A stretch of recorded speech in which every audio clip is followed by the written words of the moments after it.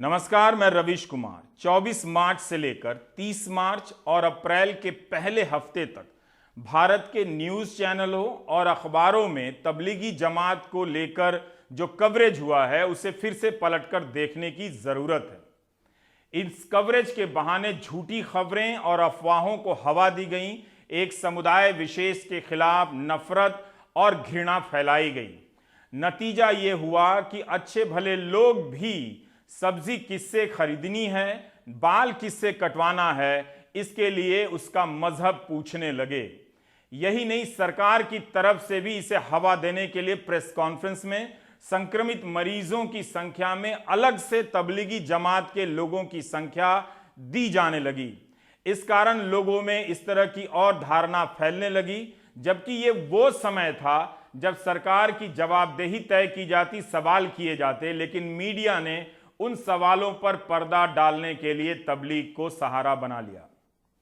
इसका नतीजा क्या निकला?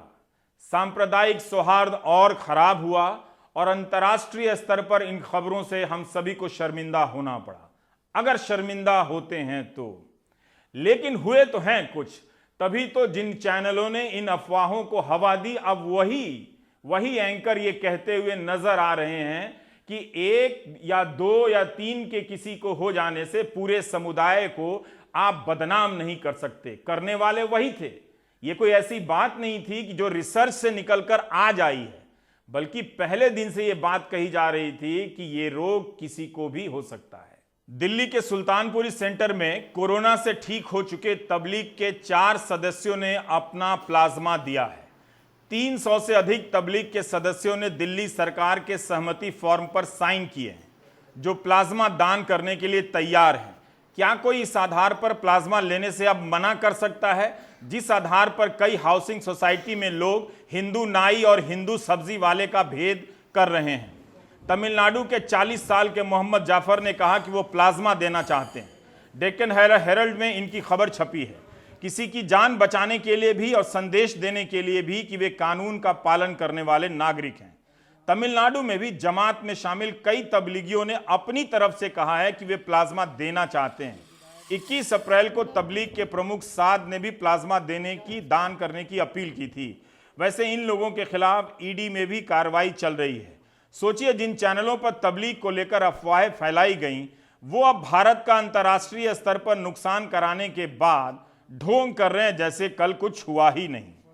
अब आते हैं तालाबंदी पर। तालाबंदी जब की गई तो उसके कुछ मूल उद्देश्य थे कि बीमारी के प्रसार को और उसकी गति को रोकना है, उसकी कड़ी को रोक देना है और इस समय का लाभ उठाते हुए अपनी मेडिकल तैयारियों को दुरुस्त करना है। हमारी मेडिकल तैयारी इन 21 दिनों में, 1 महीने से ज़्यादा समय में कितनी बेहतर हुई है। उन क्वारंटीन सेंटर से जो आ रही हैं खबरें, वो बता रही हैं कि हम अभी भी अपनी इस व्यवस्था को शिकायत मुक्त नहीं कर पाए हैं। उसे फोटो आप तस्वीर खिंचाओ, ट्विटर पर डालो नीति के तहत ही हम उसे एक तरह से बरत रहे हैं। जब प्रेस अपना काम करना बंद कर दे तो मरीजों के पास वीडियो बनाकर वायरल कराने के अलावा दूसरा हथियार नहीं बचा है। यूपी के इटावा के सैफई मेडिकल यूनिवर्सिटी से वायरल हुआ यह वीडियो बता रहा है कि हम अभी भी कोविड-19 को मजाक समझ रहे हैं। वार्ड के बाहर कचरा जमा है, बाथरूम में गंदगी बेखौफ फैली हुई है। यही नहीं, मरीज डॉक्टरों के ना आने से लेकर भयानक लापरवाही की शिकायत भी कर रहे हैं। जांच करने गए अधिकारी ने भी माना कि मरीजों को समय से खाना नहीं मिल रहा है। सफाई कर्मी दिन में 1 बार आता है। यूपी से यह कोई पहला वीडियो नहीं है। बरेली और रायपुर से डॉक्टरों को वीडियो वायरल करना पड़ा था ताकि उनकी कोई सुन ले। रविवार को आगरा से जो वीडियो वायरल हुआ वो भयानक है। शारदा ग्रुप ऑफ इंस्टीट्यूशन के तहत रजिस्टर्ड हिंदुस्तान कॉलेज का यह वीडियो देखिए। पीपीई किट पहनकर गेट के बाहर से खाना और पानी फेंक रहा है। गेट के उस तरफ क्वारंटीन किए गए मरीज कैदियों की तरह हाथ निकालकर पानी का बोतल और भोजन का पैकेट खींच रहे हैं। देह से दूरी का पालन ध्वस्त हो गया है। मरीज एक दूसरे से धक्का मुक्की कर रहे हैं। यह वीडियो भी सही पाया गया है और ठीक करने का दावा किया गया है। एक वीडियो सस्पेंड कर दिया गया है। यूपी का वीडियो है तो इसे यूपी तक सीमित ना समझें। मरीजों ने कहां-कहां से क्वारंटीन सेंटर की हालत के वीडियो वायरल किए हैं, उनका हिसाब नहीं। जिस क्वारंटीन सेंटर को बनाने और चलाने में कुछ खास नहीं लगता, उसमें भी हम मुस्तैद नहीं हैं। 21 अप्रैल को आगरा के मेयर नवीन जैन ने मुख्यमंत्री योगी आदित्यनाथ को पत्र लिखा था कि आगरा कहीं चीन के वुहान जैसा ना बन जाए, आगरा को बचा लीजिए। तैयारियां जो हैं वो दिखावे के लिए हैं। इसका मतलब कोई व्यवस्था में अलर्ट कर रहा था, लेकिन फिर भी उस वक्त आगरा को एक मॉडल के रूप में पेश किया जा रहा था। यह उस आगरा से वीडियो आया है जिसके बारे में 11 अप्रैल को स्वास्थ्य मंत्रालय ने अपने प्रेस कॉन्फ्रेंस में अच्छा खासा समय देकर बताया कि कैसे आगरा एक मॉडल बन गया है। लव अग्रवाल ने बताया था कि कैसे 9 लाख लोगों का सर्वे हुआ, स्मार्ट सिटी कंट्रोल रूम है। दिल्ली में सुनकर वाकई लगा कि आगरा में कोई मॉडल बन गया है। उसके बाद आगरा की चर्चा गायब हो गई। 11 अप्रैल को जब आगरा मॉडल का जिक्र हुआ था तब वहां 92 मामले सामने आए थे और 1 मौत हुई थी। आज आगरा में संक्रमित मरीजों की संख्या 381 हो गई है और मरने वालों की 10। प्रतिशत में देखें तो आगरा में 11 अप्रैल से लेकर अब तक मरीजों की संख्या में 300% से अधिक की वृद्धि हो गई है। तो जो प्रेस कॉन्फ्रेंस में कहा जाता है वो जमीन पर जाते जाते काफी कुछ बदल जाता। अब आते हैं वेंटिलेटर पर। आप जानते हैं कि भारत में संक्रमित मरीजों की संख्या उतनी नहीं है जितनी बताई गई थी, जितना अनुमान किया जा रहा था। शायद उतने वेंटिलेटर की भी जरूरत ना पड़े, लेकिन वेंटिलेटर का कितना इंतजाम हुआ है हम इसकी ताजा स्थिति से देख सकते हैं कि हमने तालाबंदी के दौर में अपनी मेडिकल तैयारियों को कितना दुरुस्त किया है। सुप्रीम कोर्ट ने सरकार ने जो स्टेटस रिपोर्ट दिया है उसका आंकड़ा मैं आपको बता रहा हूं। सरकार ने 52,094 वेंटिलेटर के ऑर्डर दिए हैं, जिनमें से 30 अप्रैल तक 10,500 वेंटिलेटर भारत पहुंचेंगे। 30 मई तक 18,000 वेंटिलेटर और 30 जून तक 20,000 वेंटिलेटर आ जाएंगे। 9 अप्रैल को स्वास्थ्य मंत्रालय के अधिकारी लव अग्रवाल ने कहा था कि 49,000 वेंटिलेटर के ऑर्डर दिए गए हैं। केंद्र सरकार ने राज्यों को 20,52,417 N95 मास्क दिए हैं और 2,83,910 PPE किट दिए हैं। यानी 30 जून तक सभी वेंटिलेटर नहीं आ सकेंगे। अच्छी बात है कि इसकी जरूरत उतनी नहीं पड़ रही है। यही नहीं, अगर हमें यह पता चलता कि कोविड-19 की लड़ाई में एम्बुलेंस के ड्राइवर से लेकर डॉक्टर तक कितने लोग शामिल हैं और उसके अनुपात में ये जो 3 लाख PPE किट दिए गए हैं भारत सरकार की तरफ से देश भर में, वो पर्याप्त है या नहीं। तो सुनने में यह संख्या भले बड़ी लग सकती है 3 लाख, मगर इसका हम अर्थ अन्य सवालों के बगैर सही नहीं समझ सकते हैं। अब आते हैं रैपिड एंटीबॉडी टेस्टिंग किट पर।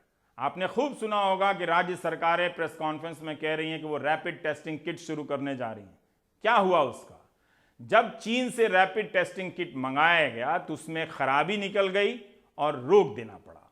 और अब इस एंटीबॉडी टेस्ट किट के वापस किए जाने की खबर आ रही है। इसके कारण कितना समय हाथ से निकल गया यह पता नहीं। यही नहीं, एनडीटीवी के अरविंद गुणाशेखर की रिपोर्ट ने एक और राज खोल दी है। इस राष्ट्रीय संकट की घड़ी में भी सरकार दुगने दाम में टेस्ट किट खरीद रही थी और सरकार को कोई दुगने दाम में टेस्ट किट बेच रहा था और मुनाफा कमा रहा था, जबकि उससे अच्छी क्वालिटी का किट दक्षिण कोरिया से कम दाम पर मिल रहा था। भारत ने 6,50,000 रैपिड टेस्ट किट चीन से मंगाए।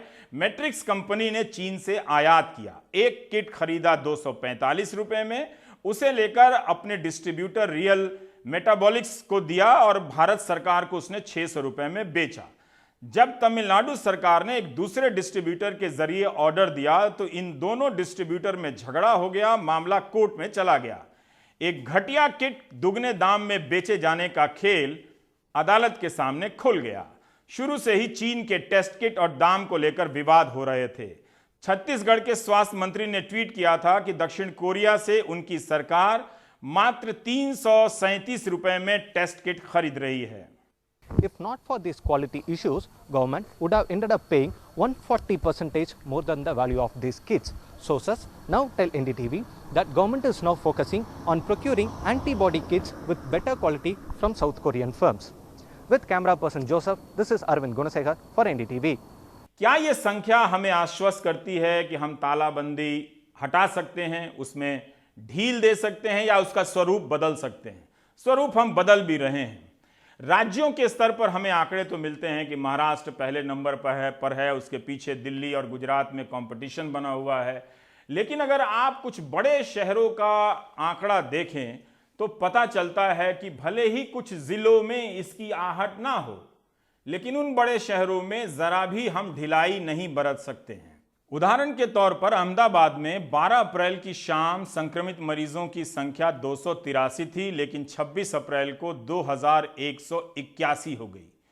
14 दिनों में अहमदाबाद में संक्रमित मरीजों की संख्या 670% बढ़ी है।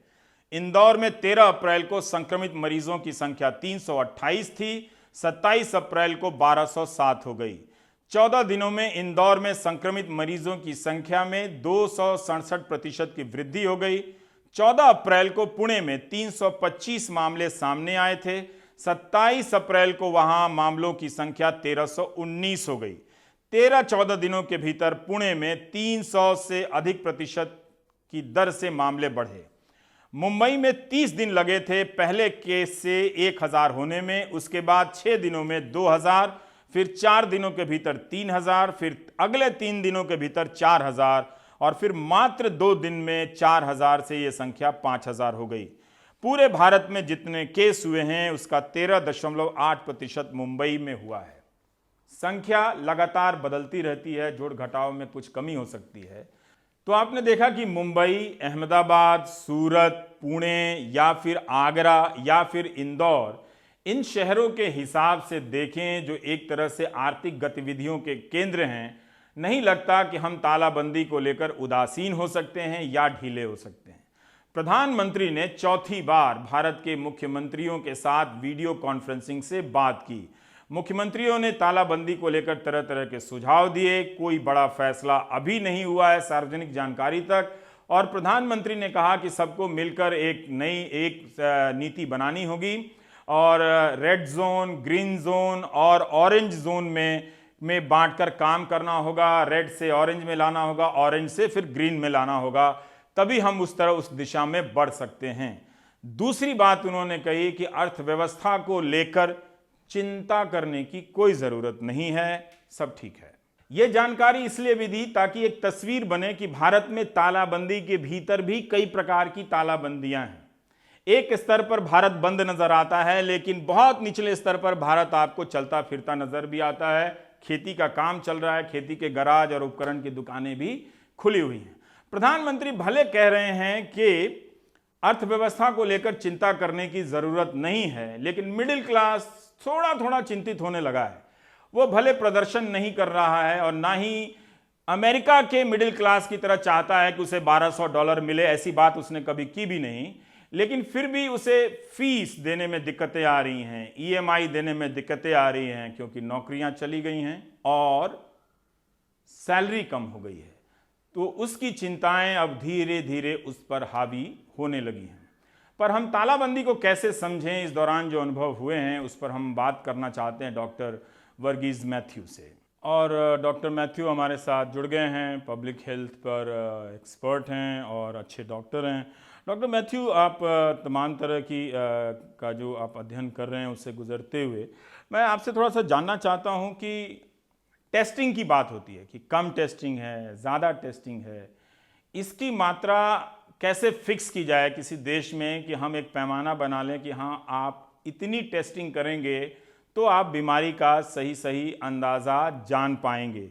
ये सवाल मैं इसलिए पूछ रहा हूँ कि देखिए, भारत में संख्या कम है, कोई 30,000 के आसपास हम घूमते फिरते नज़र आ रहे हैं। तो क्या ये पर्याप्त है कि हम तालाबंदी को लेकर थोड़ा रिलैक्स हो जाएं, तालाबंदी हटा दें? ये भी कहा जाता है कि जितने भी अध्ययन हुए हैं, अगर आप उदाहरणों से बता सकें, तो हम समझना चाहते हैं कि इसके बढ़ने की रफ्तार, किस रफ्तार से ये फैलता है, अलग अलग देशों में एक जैसा है या अलग अलग देशों में अलग अलग है? धन्यवाद रवीश जी, ये सवाल के लिए। ये सवाल 2 तरीके से देखना चाहिए। पहला ये तरीका है कि आप क्यों टेस्ट करना चाहते हैं। क्या आप टेस्ट डायग्नोसिस के लिए करना चाहते हैं और फॉलोअप ट्रीटमेंट प्रोटोकॉल के लिए करना चाहते हैं, क्या आप बीमारी का समाज में रुख का समझ के लिए करना चाहते हैं। यदि समाज में रुख का समझ करना है तो उसका तरीका अलग है, उसका स्टैटिस्टिकल सिग्निफिकेंट परसेंटेज जो स्टैटिस्टिशियन कैलकुलेट करते हैं और पॉपुलेशन के बेसिस पे statistically significant population number percentage has to be calculated कि कितना परसेंटेज ऑफ द पॉपुलेशन इसमें बीमारी से ग्रस्त हुआ। ये एक तरीका है। दूसरा जो कर रहे हैं, हम टेस्ट कर रहे हैं, जो शिकायत लेके अस्पतालों में जा रहे हैं उनका टेस्ट कर रहे हैं, या जिनको शक है कि वो किसी के संपर्क में आए हैं या कहीं गए हैं जहां हो सकता है कि उनको बीमारी लगी हो और बीमारी ग्रस्त हो, उसके लिए जानकारी टेस्ट करना चाहते हैं। तो दोनों का मकसद अलग अलग है, उसका प्रोटोकॉल अलग है, उसकी मात्राएं अलग है। जो स्टैटिस्टिकली सिग्निफिकेंट नंबर हमारे जैसे पॉपुलेशन के लिए काफ़ी ज़्यादा होगा, जो आंकड़े जो कि आईसीएमआर जैसी संस्था करनी चाहिए, स्टैटिस्टिकली सिग्निफिकेंट सैंपल लेके उसकी टेस्टिंग करके उसका बीमारी का पता करना चाहिए। आज की तारीख में अगर हम देखेंगे, जितने आप टेस्ट करेंगे उसमें से आप आंकड़े बता सकते हैं कि ये पॉजिटिव है, ये नेगेटिव है, और ये जो है बहुत ही गलत आपको इंटरप्रिटेशन दे सकता है, आप गलत नतीजे पे भी पहुंच सकते हैं। मैं उदाहरण देना चाहूँगा। अगर किसी पॉपुलेशन का टोटल स्टडी करेंगे, सबका टेस्ट करेंगे, उनमें से कितने आपके पॉजिटिव आने की संभावना इस बीमारी में, उसमें भी कोई एक राय नहीं है। उदाहरण मैं बताता हूँ। जो टेस्टिंग पूरे पॉपुलेशन की, ऑलमोस्ट पूरे पॉपुलेशन की जो हुई थी, जो डायमंड प्रिंसेस जो क्रूइज हुई थी, शिप के पॉपुलेशन थी, उसमें उस आबादी में 18% लोग ऐसे थे जिनको कोई शिकायत नहीं थी और वो पॉजिटिव थे। और एक और क्रूइज शिप है, क्रूइज शिप नहीं था, वो एयरक्राफ्ट कैरियर है, अमेरिकी एयरक्राफ्ट कैरियर थियोडोर रूजवेल्ट, उसमें भी ऐसे ही टेस्टिंग करी गई थी ऑलमोस्ट 95% लोगों की। उसमें क्या पाया उन्होंने, वो हटे कटे जवान थे, मरीन्स थे, उनमें 60% लोगों में बीमारी पाई गई, लेकिन उनमें कोई लक्षण नहीं थे। तो एक जगह आप 18% में कोई लक्षण नहीं पाया लेकिन पॉजिटिव थे, दूसरी जगह आपने 60% देखा पॉजिटिव थे लेकिन कोई लक्षण नहीं थे। तो हमारी जो वास्तविकता है शायद इन दोनों के बीच में कहीं है, और वो जब तक हम अच्छी तरह से रिसर्च नहीं कर पाएंगे उस नतीजे पे नहीं पहुंच पाएंगे। तो इसलिए आपके सवाल का सीधा जवाब कि कितनी मात्रा करनी चाहिए पता करने के लिए कि हम इसकी लॉकडाउन से बाहर जाने वाले हैं या नहीं, अभी हमें मात्रा नहीं मालूम। हम केवल ये कर सकते हैं कितनी हमारी काबिलियत है, कितना टेस्टिंग किट्स है हमारे पास, कितने हमारे पास ट्रेन्ड टेक्निकल एक्सपर्टीज है जो कि ये टेस्ट कर सकते हैं, और फिर उसके बाद में हमें प्लान करना चाहिए कि इतना हमें करना चाहिए। तो इसका मतलब ये है कि हम 6.25 लाख के करीब टेस्ट कर चुके हैं, पर हमें ये मालूम नहीं है, आप ये कह रहे हैं कि आईसीएमआर के तरफ से भी कि हमारा प्रतिशत इतना होना चाहिए टेस्ट करने का, ये हमें पता नहीं चल रहा है। लेकिन एक डेटा पता चलता है हर प्रेस कॉन्फ्रेंस में डॉक्टर मैथ्यू की, रिकवरी रेट हमारी बढ़ती चली जा रही है और मरने वालों की का भी एक तरह से प्रतिशत कम है, लेकिन आप देखें कि वो संख्या भी 800-850 से ज़्यादा पार कर चुकी है मरने वालों की संख्या। इस पर भी मैं एक सवाल जानना चाहता हूँ कि जैसे अमेरिका है, वहाँ पर 53,000 से ज़्यादा लोग मर गए हैं, ब्रिटेन में भी 20,000 से ज़्यादा लोग मर गए हैं, जर्मनी में कम लोग मरे हैं, भारत में ये संख्या अभी 1000 तक नहीं पहुँची है। तो सब में बड़ा अंतर है। इसमें रिकवरी रेट को, मरने वाले की संख्या और रिकवरी रेट को भी देख के क्या हम कोई समझ बना सकते हैं? हाँ जी, उसमें दो तरह से समझ बना सकते हैं। अगर आप देखेंगे कि आपकी पॉपुलेशन में अगर 60% लोगों में कोई शिकायत नहीं है और रिसर्च के तौर पे आप स्टडी करते हैं, और जितने ज़्यादा करेंगे उतने पॉजिटिव मिलेंगे आपको, और फिर आप देखेंगे कि अरे इतने में से इतनी जनता की दिक्कत, टेंशन हुई, इतनी सीवियर हुई, इतनों में जो है मृत्यु हुई। वो जितने आप टेस्ट करेंगे आपका डिनोमिनेटर जो डिवाइड करते हैं हम जो अरिथमेटिक का है, डिवीजन वाला है, जितना आपका निचले संख्या जिससे आप डिवाइड करेंगे ऊपर वाला संख्या उतना ही कम होता चला जाएगा। लेकिन अगर आप देखेंगे बीमारी ओवरऑल ग्लोबली रिकवरी रेट का है वो तकरीबन उतना ही है, 97.5% लोग ठीक रहते हैं, 2.5 उससे कम सीरियस होते हैं और उसमें भी 0.5 के लोगों में मृत्यु होती है। वो तकरीबन सेम है ओवरऑल, चाहे आप टेस्ट कराओ चाहे ना करो। तो फिर इस संख्या को देखकर कोई फैसला लिया जा सकता है क्या? मैं तालाबंदी के ही कॉन्टेक्स्ट में पूछ रहा हूं। हाँ जी, ये संख्या केवल एक ही चीज निर्णय कर सकती है कि एक व्यक्ति को, अगर आज की हमारी प्रोटोकॉल क्या है, 3 जगह डिवाइड कर रखा है, 3 जगह 4 जगह।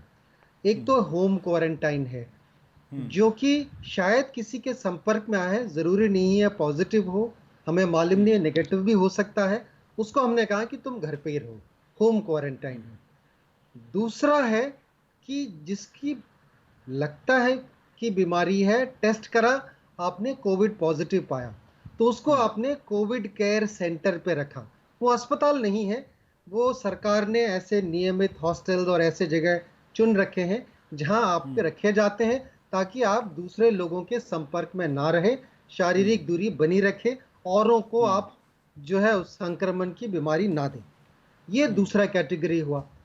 तीसरी कैटेगरी है कि आप कोविड हेल्थ सेंटर्स हैं, आप पॉजिटिव हैं, आपको खांसी भी है, थोड़ा सा शायद नज़ला जुकाम और खांसी में सांस भी थोड़ा सा फूल रहा है, ज़्यादा शिकायतें नहीं है, आपकी ऑक्सीजन की मात्रा ठीक चल रही है और कोई दिक्कत नहीं है, मामूली शिकायतें हैं, पॉजिटिव भी हैं, मामूली शिकायतें, उसको आपने कोविड हेल्थ सेंटर में रख दिया। और फिर एक कैटेगरी है जो कि सिग्निफिकेंटली काफ़ी उनको शिकायतें हैं, सांस फूल रहा है और तकलीफें हैं, उनको शायद वेंटिलेटर की ज़रूरत पड़ सकती है, उनको कोविड हॉस्पिटल में, डेजिग्नेटेड हॉस्पिटल जो कि जैसे दिल्ली जैसे शहर में जैसे लोकनायक अस्पताल है, जैसे एपेक्स ट्रॉमा सेंटर है, जैसे Rajiv Gandhi super speciality centre है, ऐसे जगह पे डेजिग्नेट करके वहाँ ले जाते हैं। ये इसलिए करा गया है क्योंकि अब जैसे कल है, एक ही अस्पताल के, मैं नाम नहीं लेना चाहता हूँ, एक ही अस्पताल में 25 मरीज आ गए कोविड पॉजिटिव, मेरे अस्पताल में 3 मरीज आ गए कोविड पॉजिटिव। तो ये जो संख्या है ये अलग अलग जगह पे बढ़ी, और सारे अगर एक ही जगह पे ले आएंगे अस्पताल में तो वो अस्पताल भर जाएंगे, जो कि हो रहा है, और फिर हमें अस्पताल क्रिटिकल पेशेंट्स के लिए नहीं बचेंगे। तो ये testing facility symptom based, testing facility contact based, testing facility based on your suspicion, triaging बोलते हैं, यानी कि हम हिस्ट्री लेते हैं, मरीज से बात करते हैं, मुआयना करते हैं और फिर निर्णय करते हैं क्या इसकी जरूरत है या नहीं। क्योंकि यही एक तरीका है जिसमें कि आपकी जो टेस्ट किट है लिमिटेड है, सीमित है, आप 130 करोड़ की आबादी को नहीं कर सकते हैं टेस्ट, सवाल ही नहीं पैदा होता, ना हमारे पास किट है, ना हमारे पास लैब्स है, ना हमारे पास कोई भी ऐसी सुविधा है जिसे हम कर सकते हैं। तो हमको सारी आबादी को तो टेस्ट करने की कोई बात नहीं कर रहा, लेकिन बहुत कम टेस्ट कर रहे हैं, ये सवाल लेकर उठ रहे हैं। बहुत लिमिटेड करने की जरूरत है अगर ये प्रोटोकॉल हम देखें, लेकिन ना ही हम इस टेस्ट के बेसिस पे ये डिसाइड कर सकते हैं कि हमें जो है लॉकडाउन जो है खत्म कर सकते हैं, ये भी हम डिसाइड नहीं कर सकते हैं इस पर।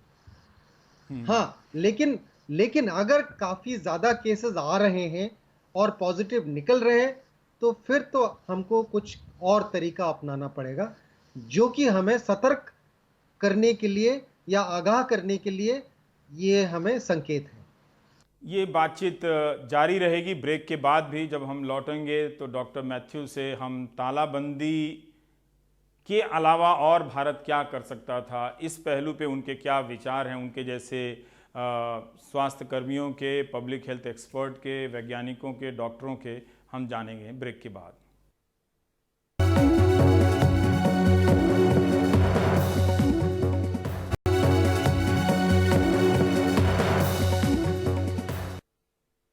आप कह रहे हैं कि क्वारंटीन के लिए भी सबको नहीं भेजा जाना चाहिए, घर में रखा जाना चाहिए, क्वारंटीन सेंटर से देश भर से तरह तरह की खबरें आते रहती हैं, वीडियो वायरल करते रहते हैं कि अभी तक वहाँ पर सुविधाएं नहीं है। फिर भी इन सब चीज़ों को निपटने में किसकी तरफ देखा जाना चाहिए? बेस्ट प्रैक्टिसेस कहाँ हैं?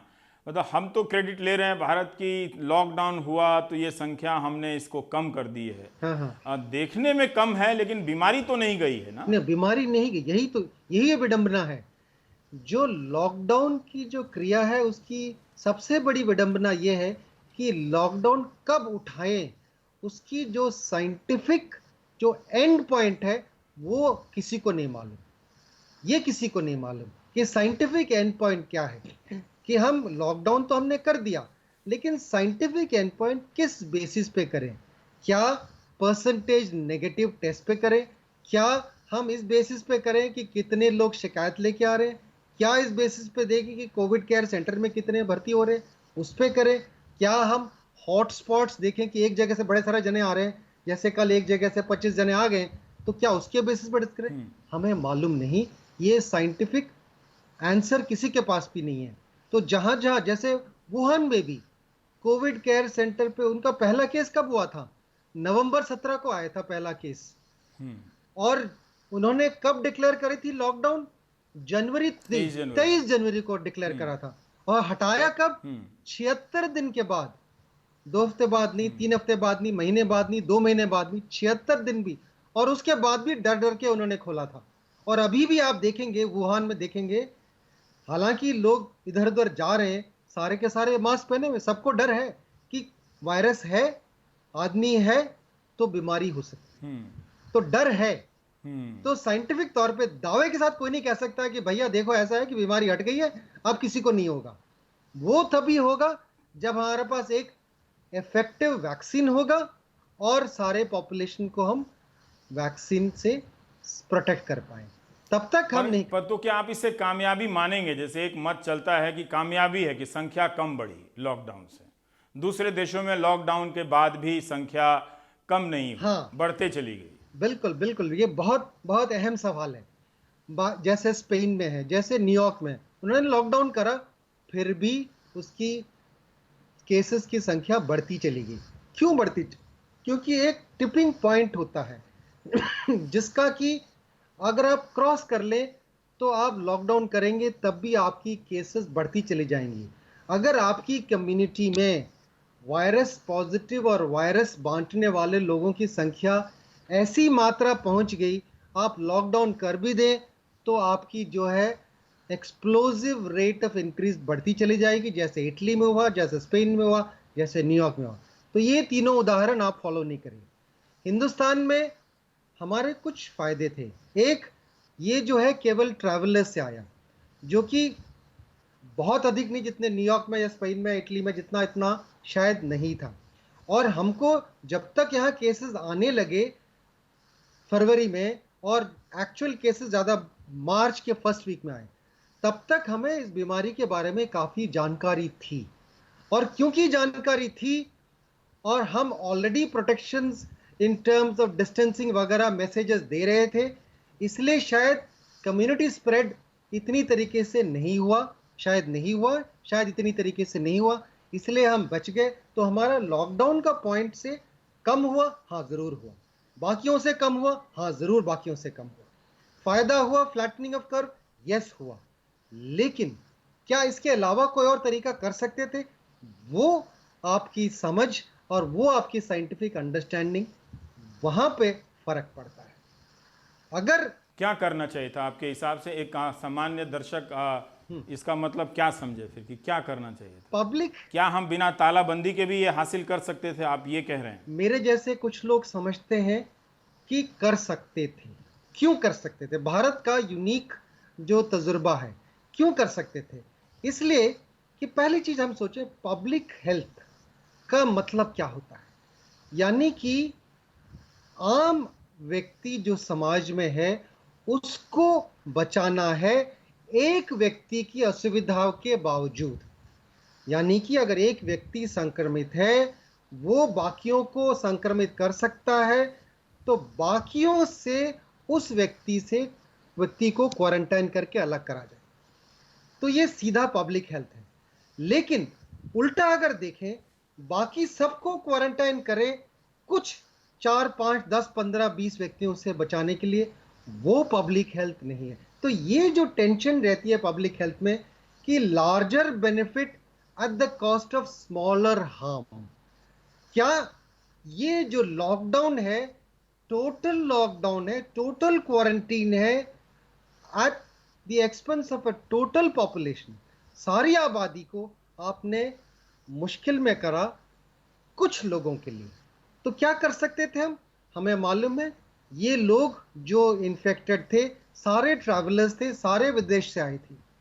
इनको स्ट्रिक्ट क्वारंटाइन करके, स्ट्रिक्ट टेस्टिंग करके, स्ट्रिक्ट कॉन्टैक्ट ट्रेसिंग करके आप इस बीमारी का, जहां तक मेरा अंदाजा है, कंट्रोल कर सकते थे।